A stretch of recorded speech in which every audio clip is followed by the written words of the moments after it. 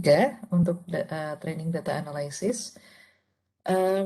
Oke, dari kemarin kita belajar statistik sama matematika ya, yang teoritis banget.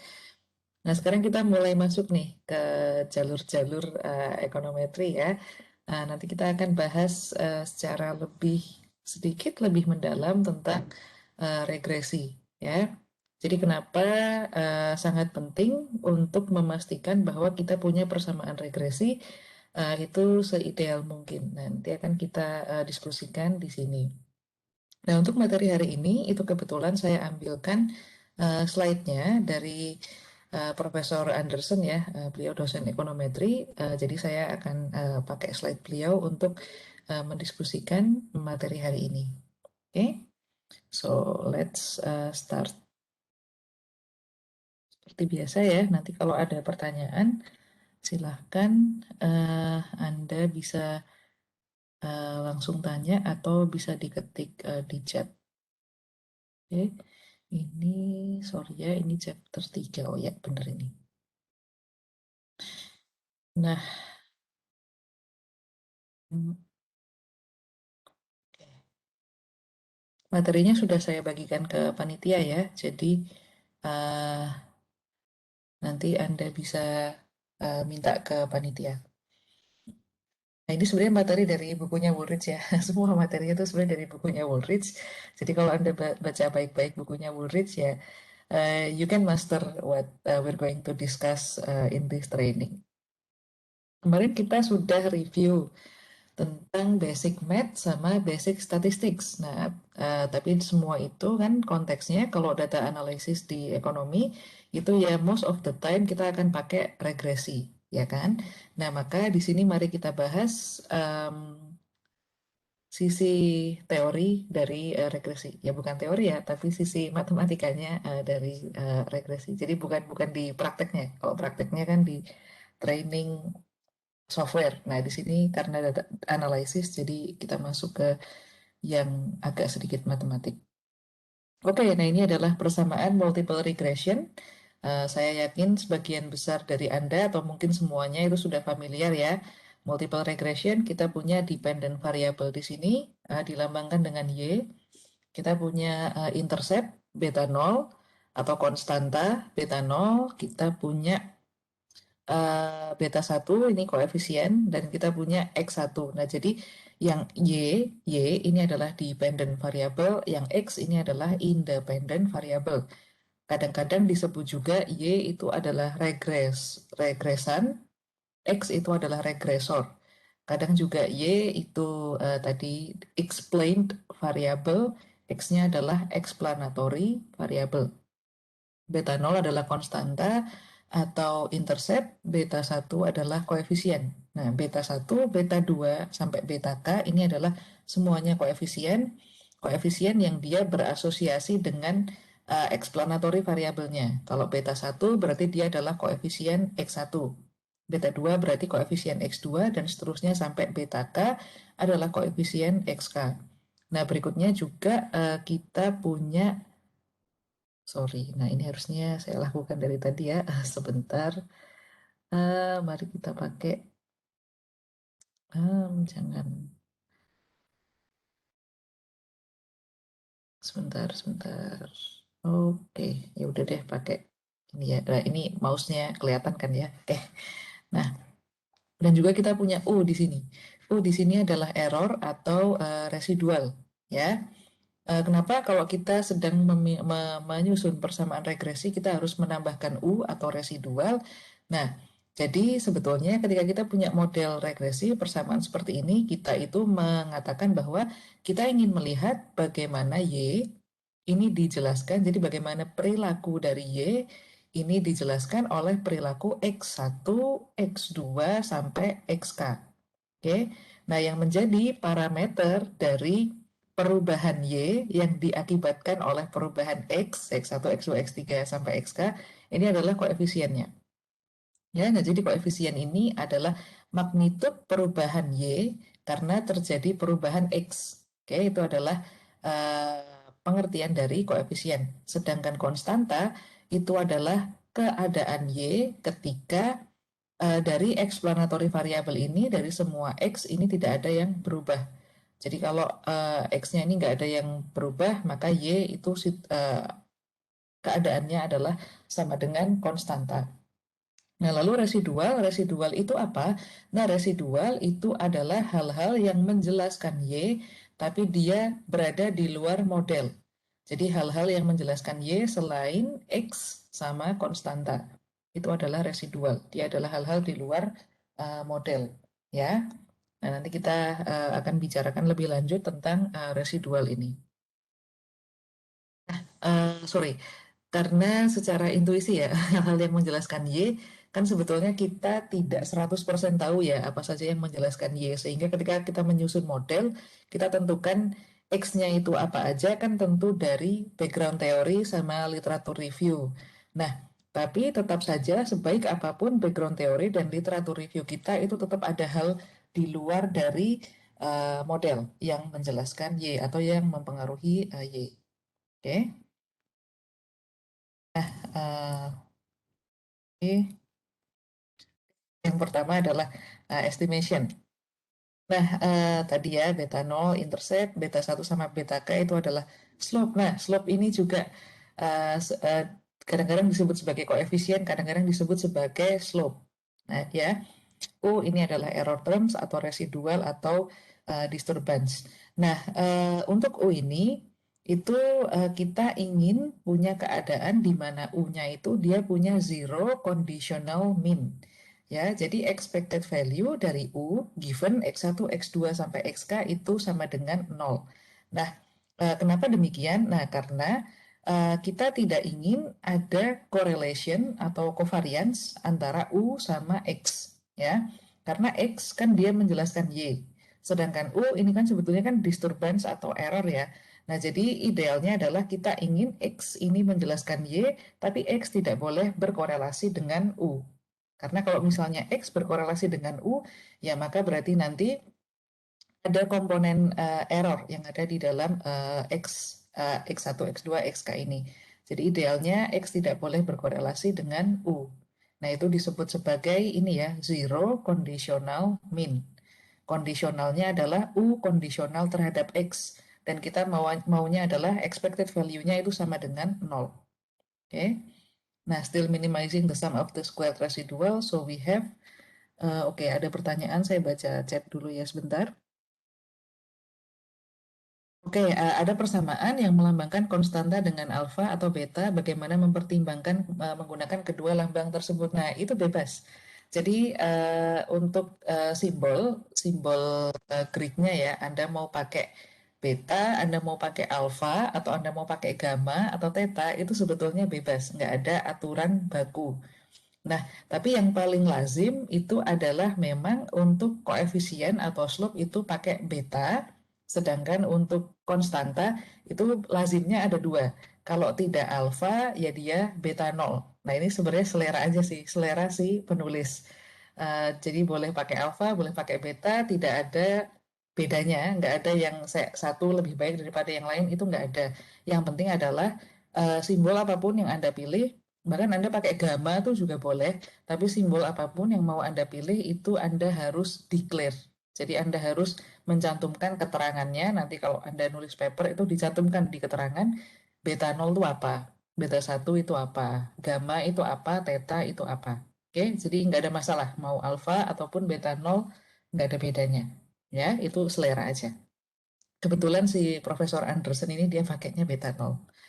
Oke, nah, still minimizing the sum of squared residual, so we have k plus 1 first order condition. Nah, jadi ini kita masuk ke menginterpretasikan multiple regression ya. Nah, jadi kalau kita melakukan regresi, itu kan sebenarnya kita mengestimasi nilai Y, ya kan? Nah, nilai Y yang diestimasi itu biasanya dilambangkan dengan ada head-nya di atas. Jadi kalau Y yang nggak ada head-nya seperti ini adalah nilai actual dari Y. Oke, nah sebenarnya kalau regresi itu apa sih yang kita lakukan? Nah, yang kita lakukan ketika regresi itu kita ingin melihat bagaimana Jadi kita mengestimasi si dependent variable ini itu berdasarkan sampel. Ya, kalau di statistik itu kita kan akan mengestimasi uh, populasi. Jadi karena kita nggak bisa mendapatkan data di keseluruhan populasi, maka kita akan mengambil sampel dan kita akan mengestimasi sampel dengan harapan hasil dari estimasi sampel itu proporsional terhadap populasi. Nah, regresi ini juga sama.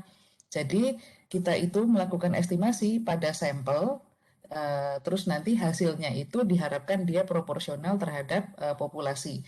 Nah, hasil estimasi dari regresi itu biasanya dikasih lambang head di atasnya. Jadi kita punya Y head. Y head ini adalah Y hasil regresi. Sedangkan Y yang nggak ada headnya ini adalah Y actual. Ya, karena kalau Anda mau melakukan regresi kan datanya harus ada semua dulu ya.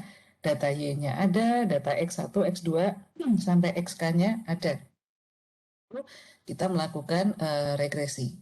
Terus nanti kita harapannya, idealnya itu kita ingin Y hasil estimasi itu dia tidak terlalu berbeda atau kalau bisa equal sama Y actual. Oke. Nah, jadi seperti itu kita punya Y head. Nah, dengan sendirinya kalau kita melakukan estimasi kan nilai yang keluar kayak yang kita hasilkan dari regresi kan kita nanti akan mengetahui konstanta. Kita akan mengetahui beta 1, kita akan mengetahui beta 2 dan seterusnya sampai beta K. Nah, nilai yang kita dapatkan tadi setelah regresi itu kita kasih head juga di atasnya. Di beta 0 head, beta 1 head, beta 2 head sampai beta K head dan seterusnya. Oke. Nah, kita juga bisa kadang-kadang kalau misalnya kita ingin melihat perubahan dari, misalnya kita ingin melihat perubahan nilai misalnya. Jadi yang kita estimasi itu bukan Y tapi delta Y. Nah, itu juga bisa. Ya, tinggal kita pakai delta aja ya. Misalnya first difference misalnya. Nah, itu kalau di Fuse, nah itu tinggal menggunakan komen first difference. Nah, nanti we have this delta Y, atau Anda definisikan deltanya itu apakah percentage change atau apapun itu bisa didefinisikan. Nah, jadi itu bebas ya. Kita juga bisa melakukan estimasi untuk delta. Oke. Nah, berikutnya ini interpreting multiple regression. Oke. Nah, jadi karena nanti yang nilai yang kita dapatkan itu adalah yang di koefisien ya. Jadi nilai dari koefisien ini saya sudah pernah jelaskan sebelumnya. Nilai dari koefisien itu adalah uh, magnitud perubahan Y karena si X ini berubah sebanyak satu satuan ya. Kita udah bahas sebelumnya. Ya. Nah, ini sebentar, ini perlu dibahas tidak ya? Saya lihat terlebih dahulu. Y sama dengan ini, maka where it regression. Oh ini skip aja. Ini nggak perlu terlalu dibahas ini partially. Nah, kita masuk ke sini aja. Ini lebih lebih praktikal. Nah, kita punya simple sama multiple regression, ya kan? Bedanya simple sama multiple regression. Kalau simple regression, kita cuma punya satu regresor atau satu independent variable. Misalnya di sini kita cuma punya X1. Jadi Y sama dengan beta 0 tambah beta 1 X1. Nah, mungkin Anda wondering ya, ini kenapa kalau yang ini kok lambangnya tilde, yang ini lambangnya adalah head. Nah, jadi ini tadi seperti yang saya jelaskan, perlambangan huruf Yunaninya itu sebetulnya bebas. Jadi biasanya hasil estimasi itu adalah head. Tapi yang tilde ini, yang wiggle ini sebetulnya juga hasil estimasi. Cuman kenapa si penulis memutuskan menggunakan tilde, bukan head? Ini untuk membedakan hasil estimasi simple regression sama multiple regression. Tapi in general biasanya hasil estimasi itu lambangnya adalah head. Oke, ya tilde juga boleh sih, itu suka-suka si penulis aja. Tapi ini dibikin tilde sama head cuman biar bisa membedakan aja yang ini simple regression, yang ini adalah multiple regression. Nah, in general kalau kita punya simple regression sama multiple regression ini nanti koefisiennya akan berbeda. ya. Kenapa beda? Karena di simple regression kita memiliki asumsi bahwa si Y ini dia perilakunya hanya dijelaskan oleh X1. Padahal sebenarnya mungkin perilaku Y ini juga dijelaskan oleh faktor lain selain X1. Misalnya di multiple regression kita masukkan juga X2. Maka nanti harusnya apa namanya koefisien beta 1 ini, jadi koefisien beta 1 X1 yang di simple regression sama yang di multiple regression itu nilainya beda. Ya, kenapa beda? Karena di sini kalau yang di simple regression ini kita hanya mengasumsikan bahwa si Y dijelaskan oleh X1, sedangkan yang di simple sorry, yang di simple Y hanya dijelaskan oleh X1, sedangkan yang di multiple Y dijelaskan oleh X1 dan X2. Jadi ada um, ini ya, ada partial effect dari X2 juga. Jadi nggak semuanya dijelaskan oleh X1. Ya. Nah, berikutnya kita punya yang namanya goodness of it. Nah, ini mungkin Anda sudah pernah dengar sebelumnya, goodness of it. Now, we can think of each observation as being made up of an explained part and unexplained part. We define the following. Nah, jadi tadi kan saya sudah sempat menyebutkan ya bahwa ada hal-hal di luar model yang menjelaskan Y, yaitu si U ini. Oke. Nah, sedangkan berarti si U itu sebetulnya unexplained factor. Sedangkan yang ada di dalam model ini, yang beta 0 sampai beta KXK, ini adalah explained, ya, karena dia berada di dalam model. Jadi yang unexplained atau unobserved itu semua berada di residual. Oke. Nah, lalu di sini Y hat itu sama dengan beta 0 tambah beta 1 dikali X1 sampai beta K hat dikali XK. Oke, nah jadi ingat-ingat dulu hal itu. Mohon maaf karena saya nggak bawa tablet, jadi sayangnya saya nggak bisa nulis ya. Saya cuma bisa nunjuk-nunjuk aja di PPT-nya. Nah, maka di sini tadi kita setiap apa namanya observasi itu ada explain part sama unexplained part. Explain partnya itu adalah Y hat. Y hat tadi sama dengan ini ya, beta 0 tambah beta 1 X1 tambah beta 2 X2. Sedangkan unexplained-nya itu adalah U hat. Oke.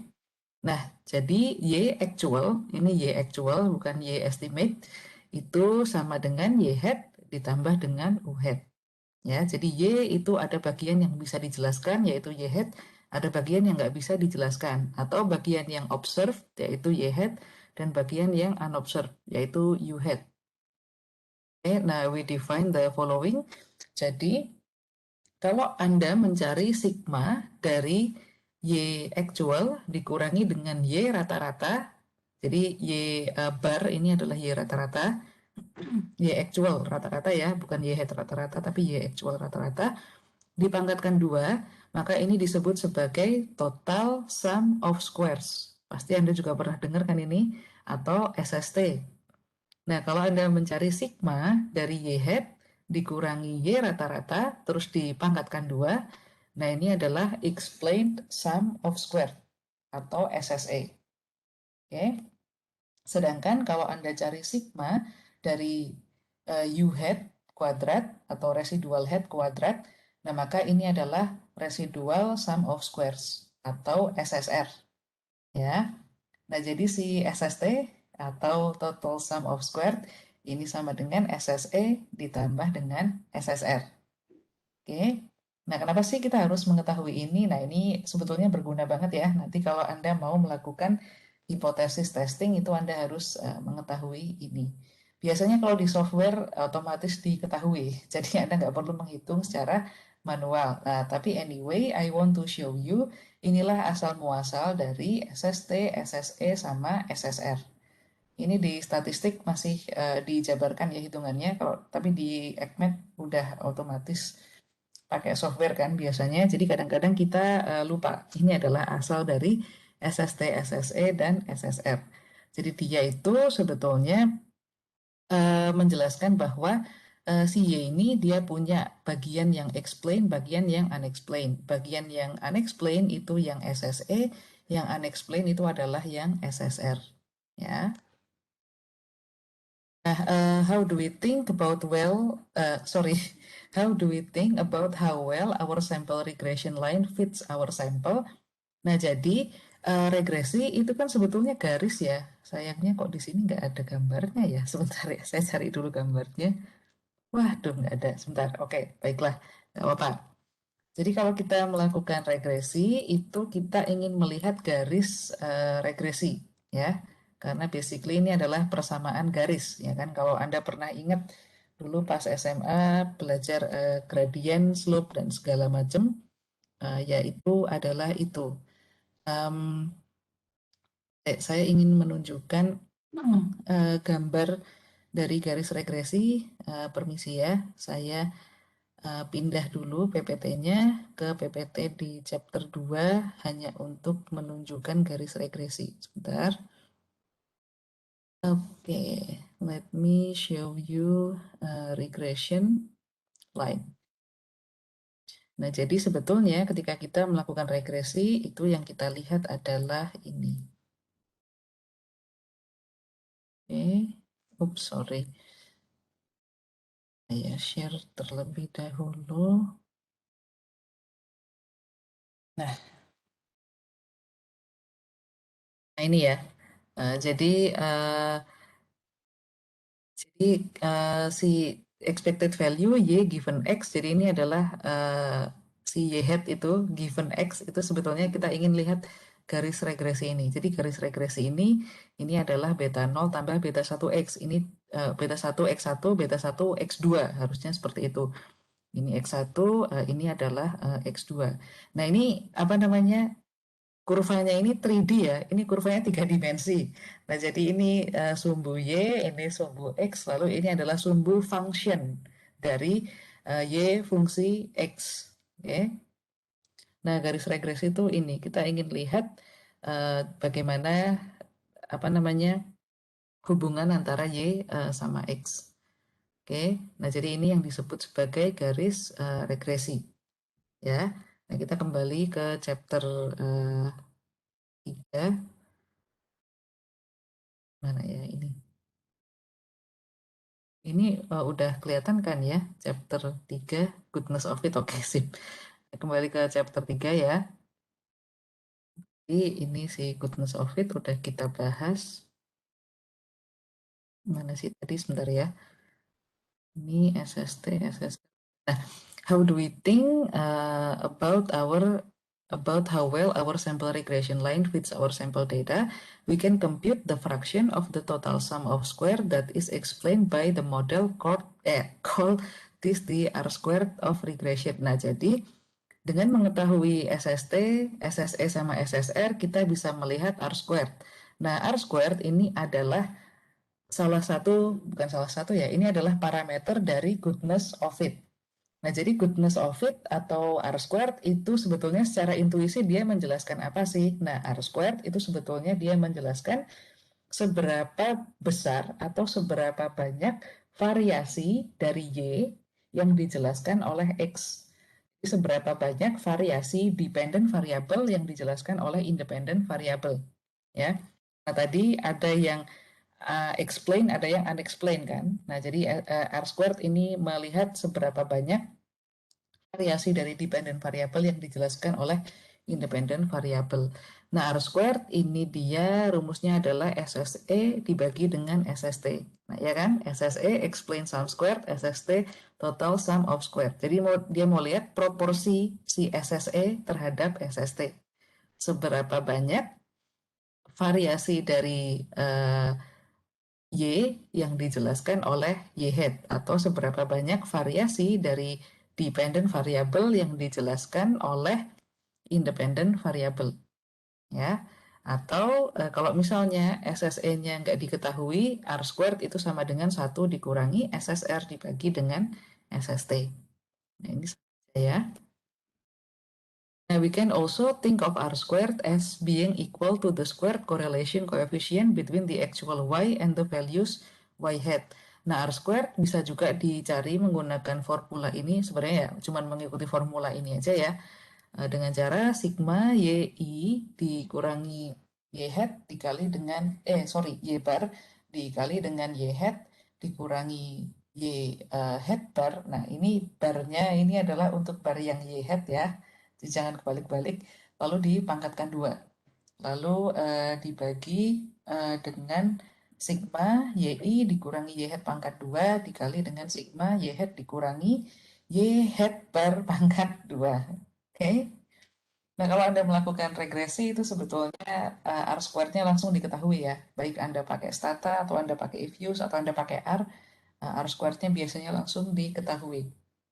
Tapi inti dari R squared itu adalah goodness of it, atau seberapa banyak variasi dari variabel dependent yang dijelaskan oleh variabel independent. Oke. Nah, more about R squared. R squared can never decrease when another independent variable is added to a regression. Oke. Ini sebentar ya. Oke, lah kelihatan. Nah, si R squared ini dia akan nambah terus, nilainya akan menjadi semakin besar kalau Anda nambah independent variabel lebih banyak lagi. Ya, karena R squared itu dia akan naik terus seiring dengan independent variabel yang Anda tambah terus, maka sebetulnya R squared ini juga bukan cara yang paling ideal untuk mengcompare models. Ya, jadi kalau misalnya Anda punya model regresi, terus Anda lihat bahwa oh kok R squared-nya kok rendah ya, terus Anda menambahkan independent variabel lebih banyak dan lebih banyak lagi, nanti R squared-nya akan jadi naik. Nah, itu sebetulnya kurang baik ya, kurang kurang apa namanya, kurang bisa menjelaskan bahwa model Anda itu ideal apa enggak. Karena R squared-nya sekarang itu menjadi lebih besar bukan karena si Y ini memang dijelaskan oleh X, tapi sekedar karena X-nya sekarang semakin banyak. So that's not really good ya. Jadi ibaratnya Anda bisa aja menambahkan variabel X sebanyak apapun yang Anda mau, regardless apakah variabel X itu secara teori akan berkorelasi dengan Y atau tidak. Jadi kita nggak boleh asal ya menentukan X-nya itu apa aja yang mempengaruhi Y. Kita harus punya background teori yang cukup dan hipotesis kenapa menurut Anda X itu pantas untuk, bukan pantas, X itu cocok untuk dimasukkan ke dalam model.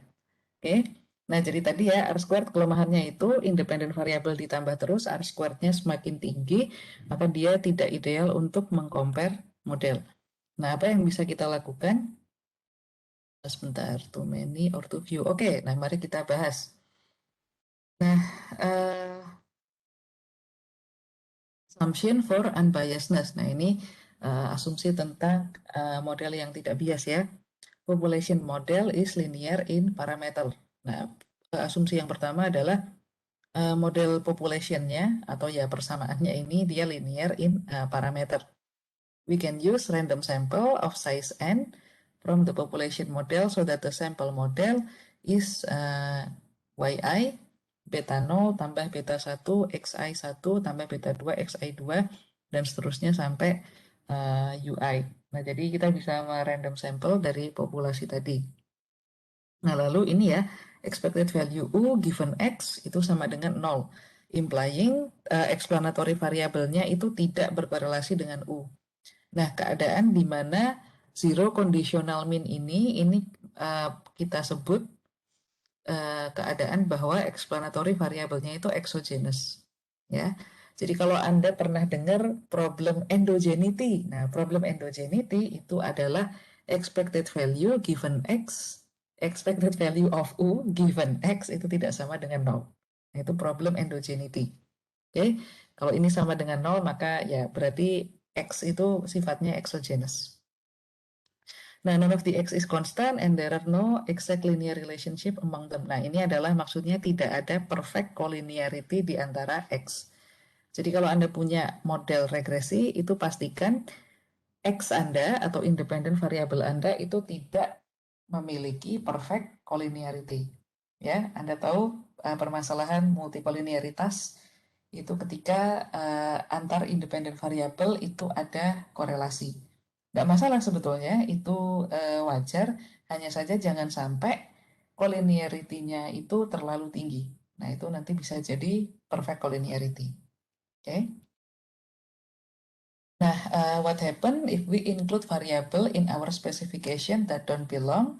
Nah, jadi kalau misalnya Anda menambahkan variabel X ya, tapi sebenarnya variabel X3 misalnya, atau X3 atau X4, tapi sebetulnya itu tidak seharusnya ada di model tersebut. Nah, itu apa yang terjadi?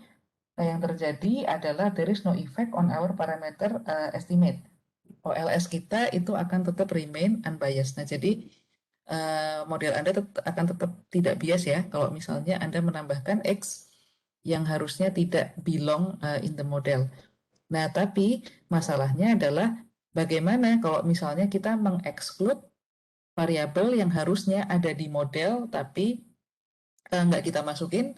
Jadi sebagai contoh, misalnya Anda mau meregress inflasi misalnya. Anda punya Y-nya itu adalah inflasi, dependennya adalah inflasi. Nah, sebetulnya perilaku inflasi itu banyak dijelaskan oleh katakanlah suku bunga atau interest rate. Nah, tapi Anda malah tidak memasukkan variabel suku bunga itu ke dalam model Anda. Nah, kalau itu yang terjadi, maka OLS-nya itu akan bias. Ini adalah problem yang disebut sebagai omitted variable bias. Jadi ada variabel yang harusnya dimasukin malah nggak dimasukin. Tapi kalau variabel yang nggak harusnya dimasukin itu malah OLS-nya tetap tidak bias. Oke, ya mungkin R squared-nya jadi terpengaruh ya, tapi tetap dia tidak bias persamaannya. Kalau yang ini malah bias, karena ini adalah omitted variable bias. Ini ya OVB. Suppose the true model is given as, nah jadi modelnya itu harusnya Y sama dengan beta 0 tambah beta 1 X1 tambah beta 2 X2 tambah U. Tapi kita malah mengestimate tanpa memasukkan X2. Ya, jadi X2-nya nggak masuk, malah hanya beta 0 tambah beta 1 X1 tambah U. Oke. Nah, maka di sini beta 1 ini sama dengan sigma XI1 dikurangi X bar dikali YI. Ini kita dapat dari formula yang beberapa waktu lalu, minggu lalu kita bahas ya. Dibagi dengan sigma XI1 dikurangi X1 bar pangkat 2. Oke. Nah, padahal true modelnya itu kan harusnya ada X2-nya ya. Nah, maka di sini um, the numerator becomes sigma XI1 dikurangi X1 bar dikali beta 0 tambah beta 1 X1 tambah beta 2 X2 tambah 2I. Oke, nah ini sama dengan beta 1 dikali sigma XI1 dikurangi X1 bar kuadrat tambah beta 2. Jadi ini dikaliin ya, dikaliin. Itu beta 2 sama dengan, sorry, beta 2 dikali sigma XI1 dikurangi X1 bar dikali XI2 tambah sigma dari XI1 dikurangi XI1 dikali UI. Oke. Nah, maka di sini beta tildanya itu sama dengan beta 1 tambah beta 2. Oke, nah ini masukin rumus yang tadi. Nah, karena expected value dari O itu sama dengan 0, taking expectation, we have expected value dari beta 1 tilde itu sama dengan beta 1 tambah beta 2. Oke, sigma XI1 dikurangi X1 bar dikali XI2 dibagi dengan sigma XI1 ditambah X1 bar pangkat 2. Oke, nah maka di sini consider the regression on X2 on X1. Jadi kalau misalnya Anda melakukan regresi X2 terhadap X1, nah ini di sini kan ini delta ya, ini adalah delta, dan delta di sini adalah konstanta.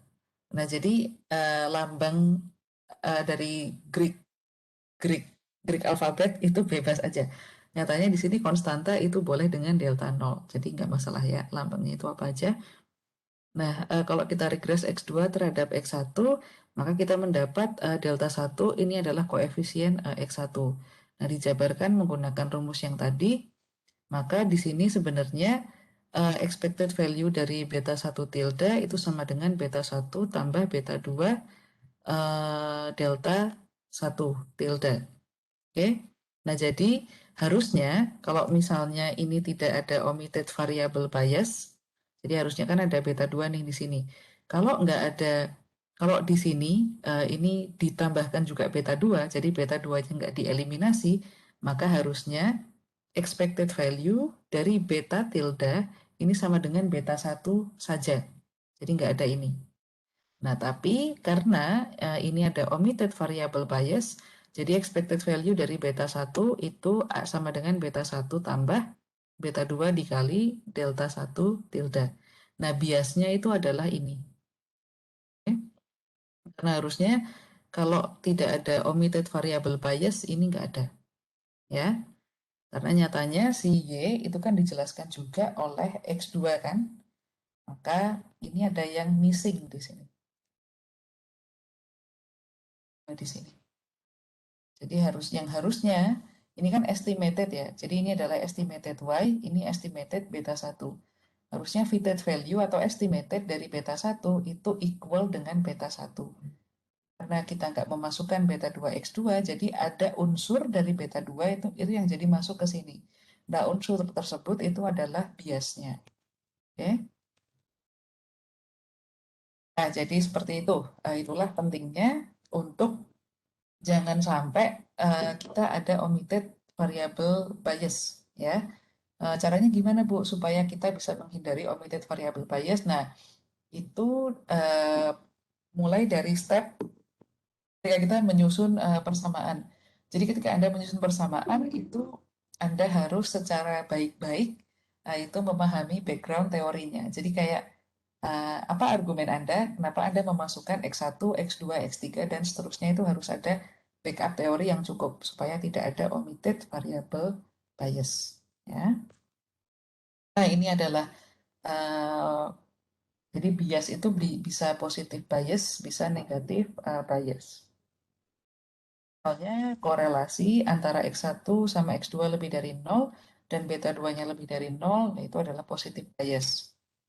Korelasi X1, X2 kurang dari 0 dan beta 2 lebih besar dari 0 itu negatif bias. Korelasi X1, X2 lebih dari 0, beta 1 kurang dari 0 itu negatif bias. Korelasi X1, X2 kurang dari 0, beta 2 kurang dari 0 adalah positif bias. Oke. Okay. Jadi ini summary-nya tadi dari omitted variable bias to case where bias is equal to 0.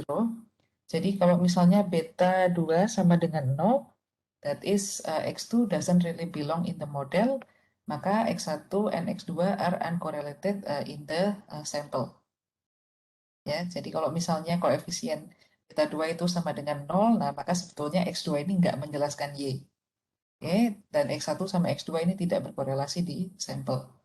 Nah, kalau misalnya if correlation between X2, X1, between X2, X1 and X2, Y is the same direction, the bias will be positive. Nah, jadi kalau misalnya korelasi X2, X1 sama Y ini same direction, maka biasnya itu positif. Nah, korelasi antara X sama Y ini bisa dilihat dari ini ya, um, tandanya. Jadi kalau tandanya plus ya berarti itu korelasinya plus plus positif. Kalau negatif ya negatif. Jadi satuan koefisiennya ini nanti kalau udah Anda hitung nanti dia ada plus atau minusnya. Kalau koefisiennya positif ya berarti hubungan antara Y sama X itu searah. Ini negatif berarti hubungan Y sama X itu negatif atau tidak searah. Oke. Nah, ini ya if correlation between X2, X1 dan X2Y itu opposite direction, maka the bias will be negatif. Nah, in the more general case, technically can only sign the bias for the more general case if all of the included X are uncorrelated. Typically, then we work through the bias assuming that X are uncorrelated as a useful guide even if this assumption is not strictly true.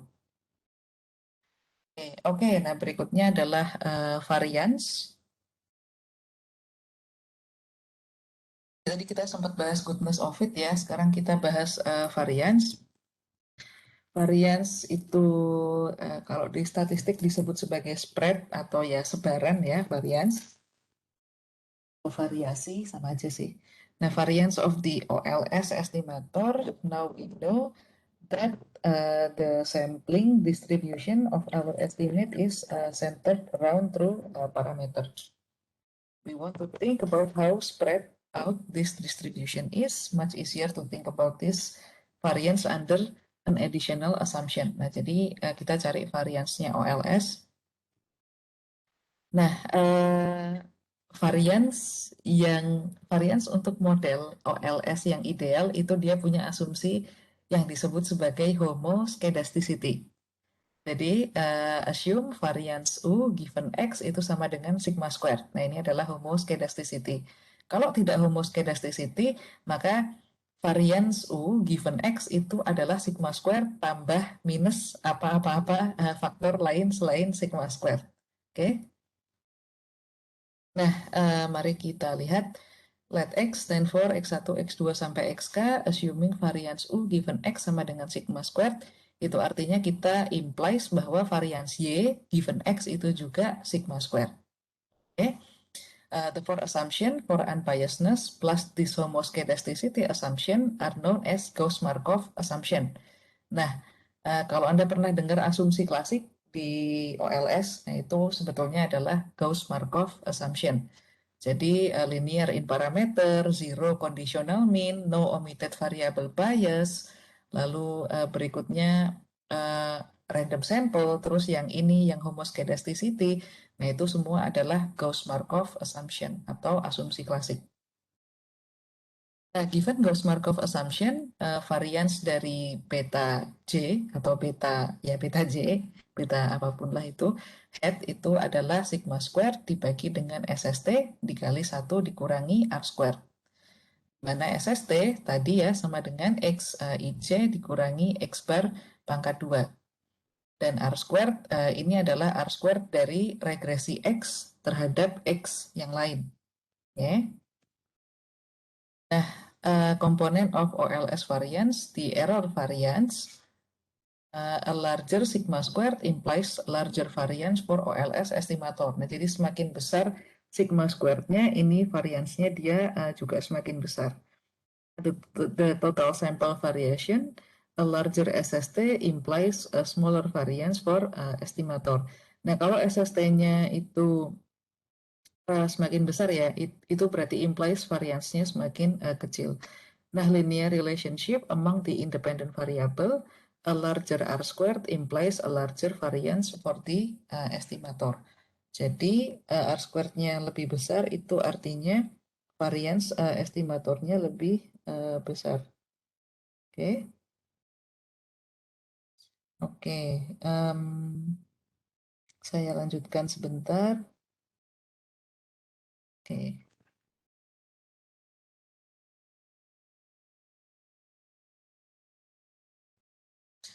lanjut. Nah, misspecified models, consider again misspecified model. Nah, kita kembali lagi ya ke model yang tadi ada omitted variable biasnya yang harusnya ada X2 tapi nggak ada X2, cuman X1 di sini ya. Jadi yang Y tilde sama dengan beta 0 tambah beta 1 tilde X1. Nah, maka di sini variance dari beta 1 tilde ini adalah sigma square dibagi dengan SST. Oke, nah maka di sini variance dari si beta tilde karena dia ada omitted variable bias ya, itu akan lebih kecil daripada variance beta head. Kecuali X1 dan X2 itu uncorrelated, maka mereka adalah sama. Oke. Nah, while the variance of the estimator is smaller for the misspecified model, unless beta 2 equals 0, the misspecified model is biased. Nah, kecuali beta 2 itu sama dengan 0, jadi kalau beta 2 sama dengan 0, maka model ini tidak bias. Kalau beta 2 sama dengan 0, itu artinya memang tidak ada korelasi antara Y dan X2, dan tidak ada korelasi antara X1 dengan X2, maka ini tidak bias.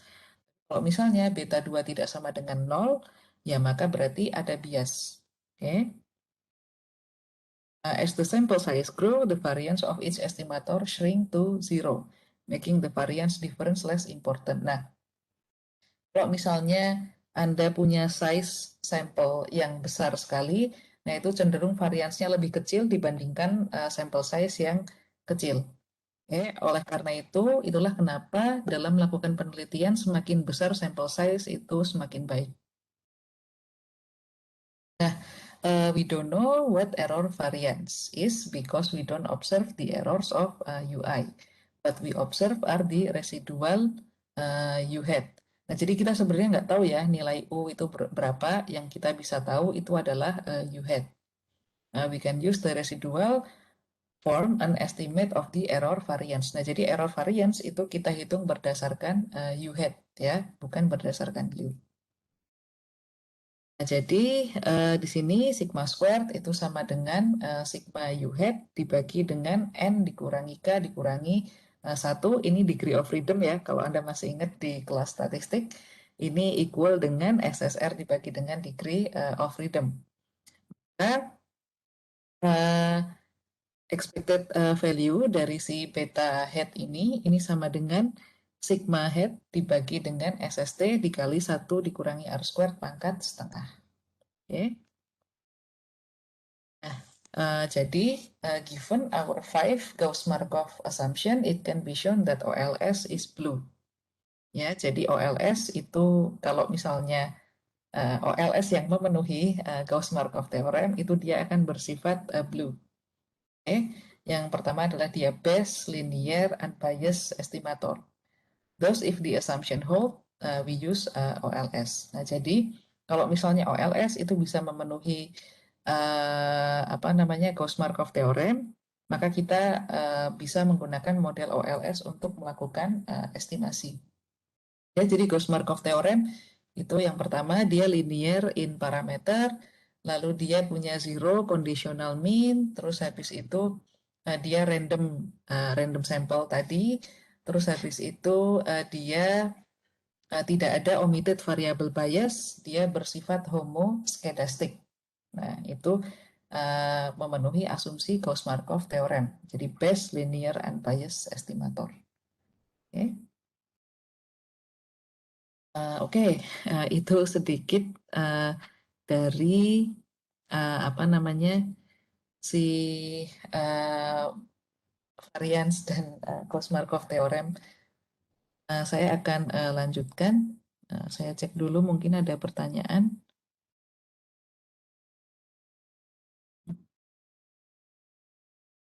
Saya akan pindah ke bab yang berikutnya. Ini bab 2, bab 4 sebentar ya.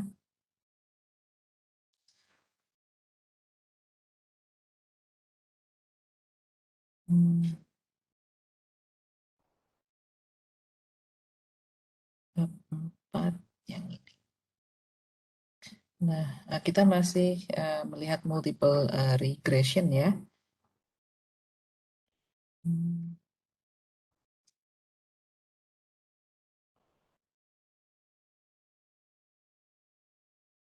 Oke, bab 4.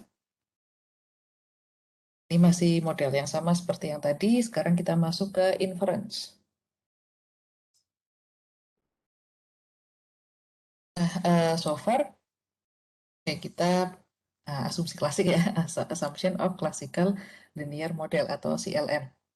So far we know that given the Gauss-Markov assumption, OLS is blue.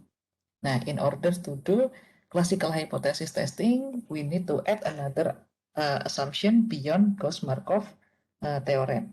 Okay. Assume that U is independent of X and U is normally distributed with zero mean variance. maka di sini kita mengasumsikan bahwa U itu dia terdistribusi normal dan variansnya adalah sigma squared. Oke.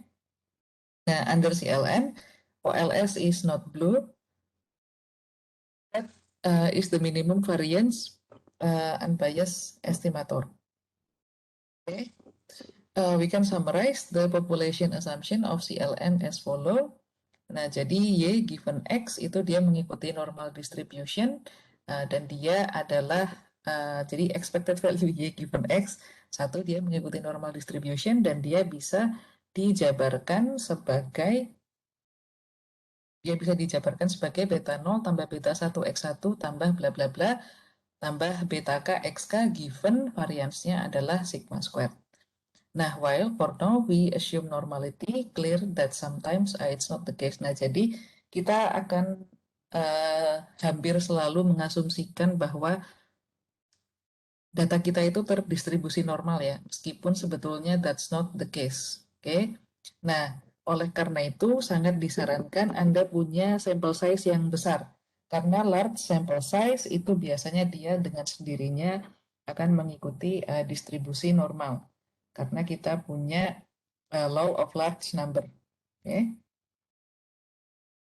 Nah, homoskedastic normal distribution with a single explanatory variable.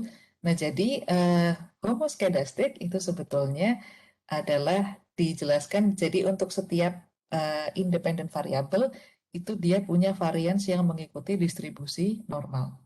Seperti ini. Jadi X1 variansnya mengikuti distribusi normal, X2 itu variansnya mengikuti distribusi normal. Dan nanti garis regresi itu melewati titik di min-nya, di central tendensinya antar kelas. Jadi kelas yang X1, kelas yang X2. Nah, ini adalah asumsi homoskedasticity. Oke.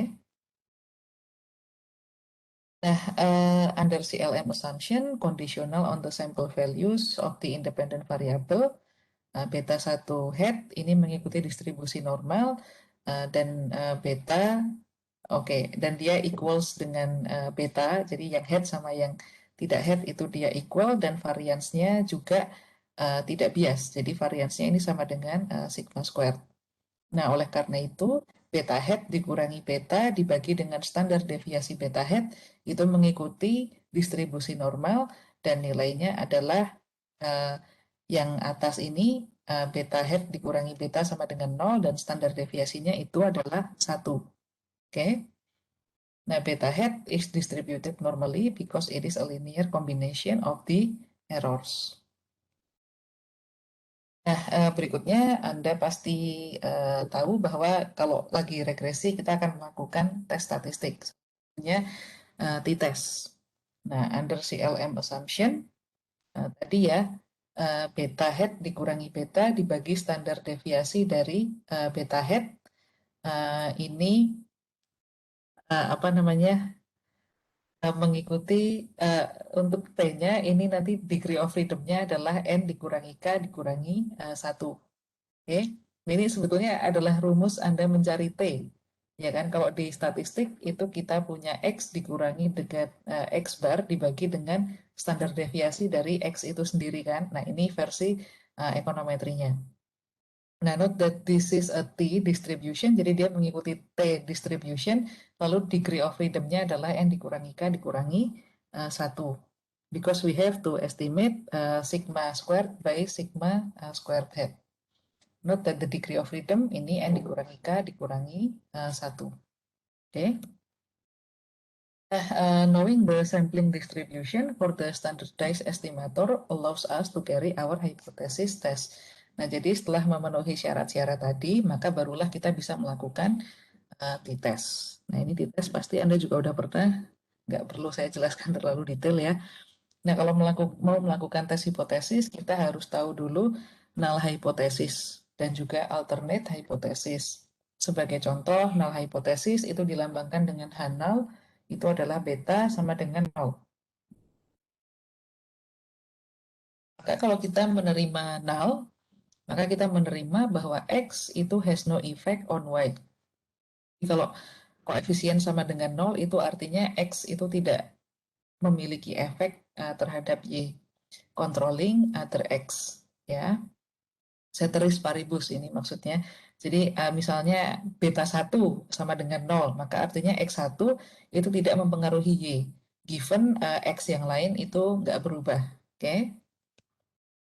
Nah, to perform our test, we first need to form the t statistic. Nah, t statistik itu sama dengan beta head dibagi dengan standar deviasi, standar error, maksud saya beta head. We will then use, nah jadi kita ingat ya bahwa kalau kita mau mencari t statistik itu adalah koefisien dibagi standar error, kan? We will then use our t statistic along with a rejection rule to determine whether to accept the null hypothesis. Itu tinggal kita lihat aja hasil koefisien, maksud saya hasil T statistik kita itu berada di daerah kita mereject Hanal atau tidak mereject Hanal. Atau kita lihat p-value-nya apakah lebih besar atau lebih kecil daripada alfa. Alfa itu bebas ditentukan oleh peneliti mau 5%, 10%, atau 1%.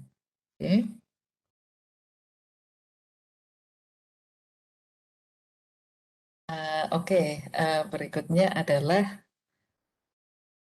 nah, ini ya tadi alfa itu bebas sih alfa mau berapa aja. Nah, ini keputusan untuk mereject atau tidak mereject Hanal. Nah, jadi si alfa itu oke. Jadi si C di sini ini adalah T statistik kita. Jadi hasil T statistik kita itu berada di titik yang sebelah mana? Ini karena T itu sebetulnya family dari normal distribution ya. Jadi ini mengikuti normal distribution. Yang tengah ini adalah 0. Lalu kita cari T statistik kita itu berapa. Misalnya ternyata hasilnya adalah C, maka dia di sini. Nah yang berada di ekor sebelah kanan, C yang positif ini atau hasil T yang positif ini dia adalah alfa. Sedangkan yang warna hijau ini adalah 1 dikurangi alfa. Nah ini one-sided alternatif di mana kita ingin melihat, jadi null hipotesisnya adalah beta J sama dengan 0, alternate hipotesisnya adalah beta J lebih besar daripada 0. Berarti artinya kita akan melakukan tes hipotesis di ekor yang sebelah kanan atau di daerah yang positif. Sebelah kanan 0 kan positif, sebelah kiri 0 itu negatif. Oke. Nah, kadang-kadang kita juga melakukan two-side alternatif atau two-sided hypothesis. Nah, ini biasanya H0-nya itu adalah beta J sama dengan 0, atau H alternatifnya adalah beta J. Oh, ini salah ini lambangnya. Ini harusnya tidak sama dengan 0 ya. Ini bukan lebih besar, ini harusnya tidak sama dengan 0. Nah, kalau seperti itu, maka hasil T statistik kita itu akan berada di dua ekor. Ekor positif sama ekor negatif. Yang ekor negatif ya kasih tanda negatif aja, yang positif ya pakai nilai adanya saja. Nah, alfanya itu akan dibagi dua. Di sebelah kanan yang ekor positif, di sebelah kanan yang C positif, di sebelah kiri yang C negatif. Oke, jadi yang warna merah ini alfa dibagi dua, yang warna hijau adalah 1 dikurangi alfa. Nanti tinggal tentukan, um, oh sorry, ini bukan T hitung, ini adalah critical value. I was wrong. Nah, jadi ini adalah critical value, ini bukan T hitung ya. Nah, T hitungnya itu nanti kita lihat dia berada di daerah merah atau daerah hijau. Nah, critical value ini nyarinya bagaimana? Ini nyarinya pakai tabel. Jadi Anda harus lihat di T tabel mengikuti degree of freedom. Jadi untuk alfa sekian dengan degree of freedom sekian itu critical value-nya berapa? Oke, nah jadi saya revise ya. C ini adalah critical value, bukan T hitung. T hitung nanti yang akan kita tentukan berada di daerah hijau apa di daerah merah. Oke. Jadi summary untuk Hanal beta J sama dengan 0. Jadi unless otherwise stated, the alternative is assumed to be two-sided. If we reject the null, we typically say X is statistically significant at alpha percent level. Nah, jadi ketika kita mereject Hanal, itu biasanya diinterpretasi itu kita mengkalimatkannya itu dengan X itu statistically significant pada alfa berapa persen. Oke.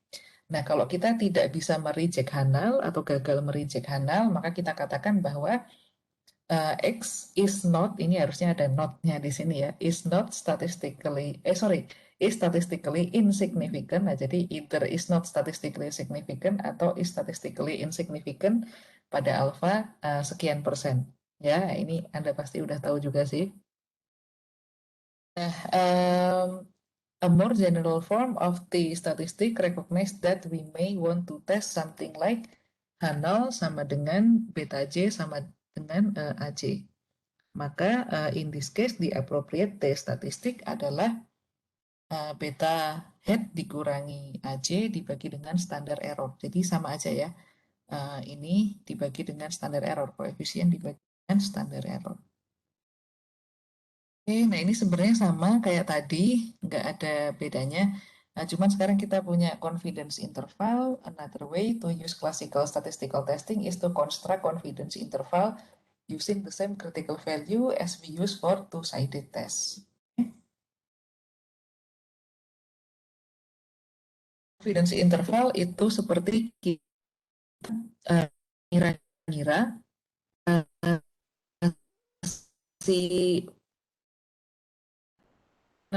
nilai populasi atau parameter antara confidence interval. Jadi kan kalau regresi kita melakukan estimasi di sampel dengan harapan estimasinya proporsional terhadap populasi.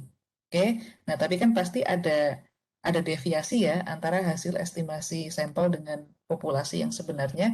Nah, untuk mengira-ngira kira-kira si parameter populasi itu jatuh di interval mana, nah itu kita punya yang namanya confidence interval. Oke, nah jadi itu adalah intuisi dari confidence interval. Nah, ini ya, ini rumus yang agak lebih ribet. Jadi sebenarnya sama aja sih. Ini ada di buku statistik dengan versi yang lebih simple, tapi versi ekonometrinya di sini adalah beta J hat plus minus C. C ini adalah critical value dikalikan standar error dari beta J. Oke, nah jadi plus minus, nah itu nanti yang menjadi confidence interval. Hasil dari beta J dikurangi ini, jadi C dikali SE beta J ini adalah margin of error.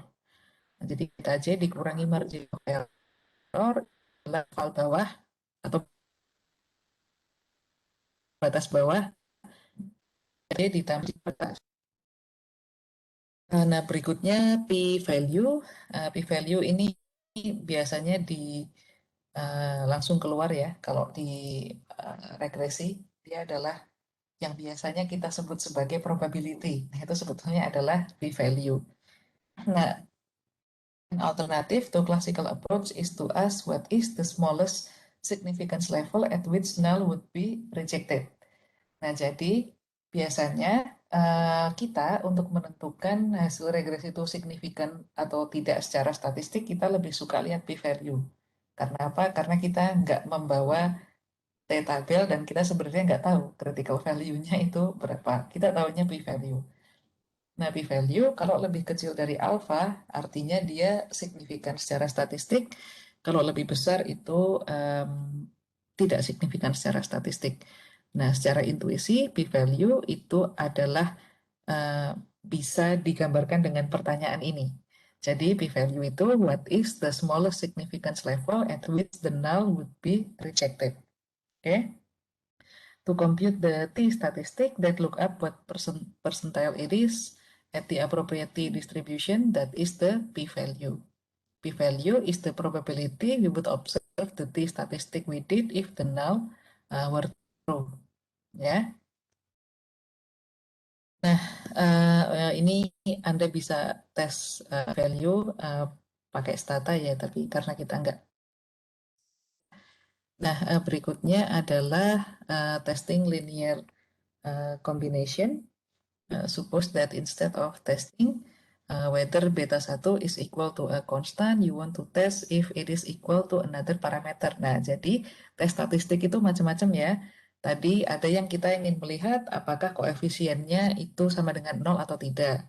Atau apakah koefisiennya itu sama dengan konstan. Nah, sekarang kita bisa juga mencoba apakah beta 1 sama dengan koefisien beta 2. Itu juga bisa. cara nyari T-nya itu agak beda karena sekarang kita punya beta 2 juga, berarti eh, pembilangnya di sini adalah beta 1 head dikurangi beta 2 head dibagi standar error dari beta 1 head dikurangi beta 2 head.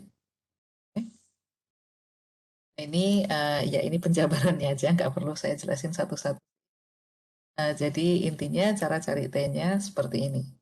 Oke. Nah, kenapa kita ingin tahu soal ini misalnya, linear combination misalnya. Nah, ini sebetulnya adalah tes hipotesis yang Anda lakukan ketika Anda meregres X1 terhadap X2, terhadap X3, terhadap X4 juga. Nah, ini adalah melihat linear combination. Ya, em, nah, F-test ya. Ini example-nya saya bahas nggak ya? Nggak usah saya bahas ya, karena ini pakai stata. Nah, berikutnya kita masuk ke multiple linear restriction. Everything we have done so far has involved testing single linear restriction. Jadi kita cuman selama ini mengetes single linear restriction, itu artinya apa? Artinya kita melakukan tes hipotesis itu per satu parameter ya. Jadi either Anda hanya ingin melihat koefisien eh, beta 1 sama dengan nol atau tidak, ini kan artinya Anda melakukan tes statistik untuk melihat X1 itu dia mempengaruhi Y apa enggak. Lalu Anda melihat beta 1 sama dengan beta 2, ini artinya Anda hanya ingin melihat bagaimana apakah X1 itu sama dengan X2. Jadi kayak ngetesnya tuh per pasangan gitu. Jadi per sepasang ini, sepasang itu. Nah, itu artinya adalah single linear restriction. Restriction. However, we may want to jointly test multiple hypotheses about parameters. Nah, tapi pada kenyataannya hipotesis testing itu bisa dilakukan secara tidak tidak single linear restriction ya. Jadi secara jointly, secara dalam tanda kutip ya, massal gitu ya. Misalnya Anda punya banyak parameter, itu bisa Anda tes secara bersama-sama. Oke, itu jointly test multiple hypothesis namanya. Nah, a typical example is testing exclusion restriction. We want to know if a group of parameters are all equals to zero. Nah, ini sebenarnya saya akan masuk ke F-test setelah ini. Jadi gampangannya, kalau t-test itu kita melihat partial effect dari setiap X terhadap Y, ya kan? Kalau F-test, itu kita melihat bagaimana semua independen variabel itu secara bersama-sama itu dia mempengaruhi Y.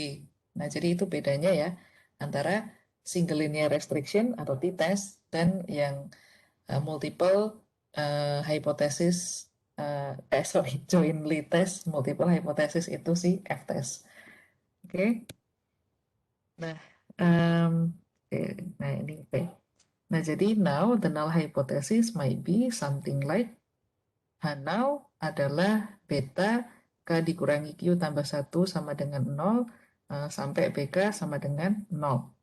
The alternative is just H1 adalah H0 not true. Nah, jadi misalnya ya, kita punya betanya tuh banyak karena X-nya banyak. Jadi dari beta yang pertama sampai beta K. Kalau H0-nya adalah beta 1, beta 2, beta 3 semua sama dengan 0, maka hal alternatifnya adalah as simple as H0 is not true. Jadi H0 is not true. Jadi at least dari semua beta yang ada di sini itu ada satu yang tidak 0. Oke, nah itu adalah F-test kan, kita udah belajar F-test. Nah, oke. Jadi cara untuk menyusunnya si apa namanya hipotesis testing ini, to do the test we need to eliminate the restricted model without X sampai XK included as well as the unrestricted model with all X included. Intuitively, we want to know if the change in SSR is big enough to warrant the inclusion. Nah, jadi untuk mencari F statistik karena ini F test itu kita punya SSSR dikurangi SSR unrestricted dibagi dengan Q dibagi dengan SSR, unrestricted dibagi dengan N dikurangi K minus 1, di mana R is restricted and UR is restricted. Nah, jadi kalau yang restricted ini kita apa namanya, tidak memasukkan semua X-nya, kayak hanya beberapa aja yang ingin kita lihat. Kalau yang unrestricted ini semua X-nya itu dimasukin, ya. Jadi bedanya di situ. Nah, the F statistic ini yang kita pakai untuk melakukan tes ini ya, yang restriction ini. Nah, dia nilainya akan selalu positif. Lalu essentially F statistic is measuring the relative increase in SSR when moving from unrestricted to restricted model. Q ini adalah number of restriction dan degree of freedomnya N dikurangi K dikurangi 1. Oke. Nah, ini langsung aja ya ke gambarnya aja. Statistik karena dia distribusinya selalu positif, maka kita cuman gambarnya yang ekor sebelah kanan ya, yang itu namanya part sebelah kanan. Um, jadi dicari critical value-nya di F tabel, sebelah kanannya critical value adalah alpha, sebelah kirinya adalah 1 minus alpha. Yang biru adalah daerah fail to reject Hanel, yang merah adalah daerah reject. Oke. Nah, kita juga bisa mencari f-test itu dengan pakai R-squared. Ya, of course ya, karena si SSR tadi itu sebetulnya ya berkaitan banget sama R-squared, itu bagian dari formula R-squared. Jadi kalau Anda mengetahui ada dua model gitu ya, dengan R-squared, yang satu model restricted, satu model unrestricted, ya Anda bisa langsung pakai formula ini. Yang Oke, caranya tetap sama. Nah, atau Anda juga bisa pakai formula ini. Oke, aja sih ya sebenarnya. A special case of exclusion restriction is to test. Nah, kalau ini sih simple untuk melihat apakah si beta yang kita punya itu sama dengan 0 atau paling tidak satu di antaranya tidak sama dengan 0. Nah, itu Anda bisa pakai formula ini. Oke, R squared dibagi dengan K dibagi 1 minus R squared dibagi N minus K minus 1. Oke, um, ini. Oh, oke, langsung ke summary aja sih, karena sama aja ya, M-test tuh kita akan selalu melihatnya sama dengan t-test, cuman bedanya sekarang variabelnya yang dites itu banyak, nggak cuma satu. Oke, jadi the basic form of F statistic will work for any set of linear restriction. First estimate the unrestricted model and then estimate the restricted model. In each case, make note of the SSR. Imposing the restriction can be tricky, and we likely have to redefine variables again. Oke, model for Nah, summary-nya, just as with the statistic, p-value can be calculated by looking up the percentile in the appropriate F distribution. Stata will do this by entering this comment where the appropriate values are used. If only one exclusion is being tested, then F sama dengan T kuadrat dengan p-value will be the same. Nah, jadi kalau misalnya kita cuma punya satu independen variabel ya, nah itu sebetulnya F-test sama T-test itu hasilnya sama aja. Oke? Tapi kalau independen variabelnya lebih dari satu, ya beda. Oke, mungkin ada pertanyaan? Oke, ada pertanyaan di sini ya. Kalau untuk regresi data panel, apakah perlu asumsi blue juga? Nah, ini menarik. Jadi asumsi blue itu sebetulnya digunakan untuk model ordinary least square. Ya, ordinary least square ini kan berarti modelnya itu paling tidak itu harus model yang linear. Dan modelnya itu adalah model yang stasioner. Nah, tapi kenyataannya kita justru akan menemukan bahwa tidak semua model itu bisa memenuhi syarat OLS. Nah, itulah alasan kenapa kadang-kadang kita, meskipun OLS model paling ideal, kita nggak pakai OLS. Nah, itu karena data kita itu karakteristiknya tidak memenuhi asumsi klasik.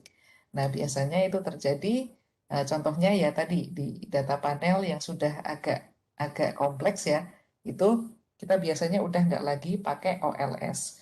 Nah, jadi eh, untuk regresi yang dia tidak menggunakan OLS, maka apakah asumsi Blue itu harus terpenuhi? Jawabannya tidak necessarily, karena nanti syarat model Anda itu ideal itu akan tergantung dari metodenya. Kalau bukan OLS ya berarti syaratnya akan beda dari asumsi OLS. Kalau asumsi OLS kan cuma Blue ya. Nanti kalau pakai metode lain berarti beda. Nah, itu silahkan refer ke background teori sama literatur review. Jadi itu jawaban saya. Sebentar, apakah ada pertanyaan lagi? Silahkan kalau ada. Oke, sepertinya ini ya, nggak ada pertanyaan lagi. Ya udah siang ya, saya mengerti. Eh, oke, itu aja sih dari saya. Kalau gitu ya, minggu ini kita ketemu lagi minggu depan. Semoga materinya bermanfaat. Nah, saya ucapkan selamat siang, selamat berakhir pekan. Sampai jumpa minggu depan.